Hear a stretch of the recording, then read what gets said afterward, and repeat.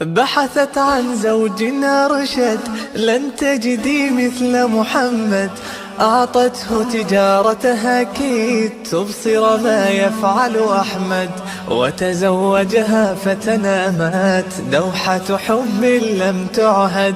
أنجب منها ووفاء للمحبوبة لم يجحد، فخديجة أول قلب آمن بالوحي ووحد.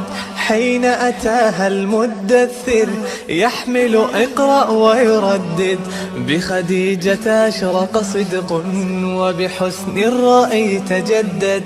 بالمال وبالود أتت تنصر أحمد وتسدد، وجزاها الله ببيت من قصب الأمن الأسعد.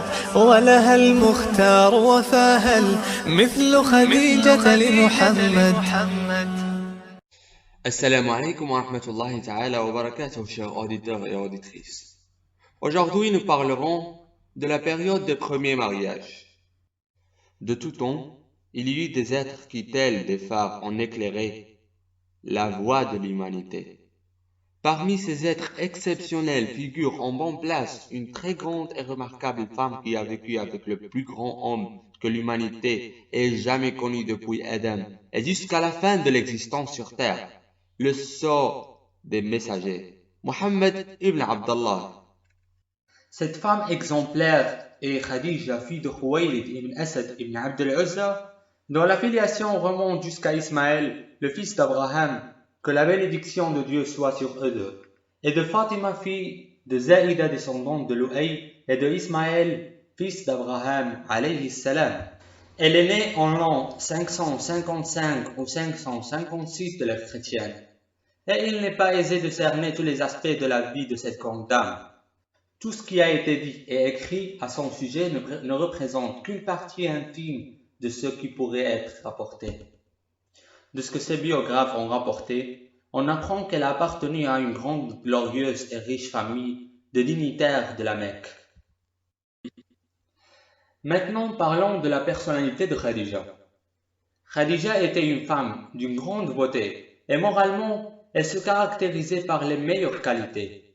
Cette beauté morale et physique lui valut le surnom de la pure, car jamais personne ne l'aperçut dans les endroits de plaisir où l'on s'adonnait à la boisson, et jamais non plus on ne la vit en compagnie d'hommes dans des lieux de débauche. Au contraire, c'était l'une des rares femmes respectées pour leur sagesse et leur grande intelligence. Les femmes allaient la consulter dans les moments de crise, ce qui lui valut le qualificatif de maîtresse de dame de Quraysh. Elle venait en aide à tous ceux qui étaient dans le besoin, libérait des captifs, nourrissait les gens qui avaient faim. De son père mort durant la guerre des Libertins qui opposa les tribus de Quraysh, Qaïs et Aylan, elle avait en fait hérité d'une importante somme d'argent qu'elle avait su faire fructifier grâce à son intelligence, sa clairvoyance, sa sagesse et ses hautes qualités morales, à tel point qu'elle était devenue la femme qui possédait les plus grandes caravanes qui faisaient le commerce avec la Syrie au nord et le Yémen au sud, et par conséquent, une femme qui avait son poids dans la vie quotidienne de la Mecque. Dès qu'elle fut en âge de se marier, les meilleures parties de Quraysh se basculèrent à sa porte. C'étaient des jeunes gens parmi les plus beaux, les plus riches descendants des plus grandes familles.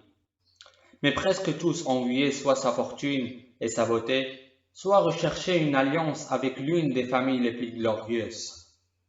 C'est pourquoi Khadija élut le plus racé et le meilleur d'entre eux. Et ce fut Atir ibn Aïd de la tribu de Makhzoum, mais leur union fut de courte durée, car elle fut brutalement interrompue par le décès précoce de l'époux. Dès que la période légale de deuil se fut achevée, à nouveau les meilleures parties se présentèrent à elle. Cependant, ce n'est que plus tard, quand elle eut commencé à oublier son premier mari, que Khadija accepta de se lier à Abu Hala ibn Zurara de Tamim, l'un des hommes les plus honorables de Quraysh.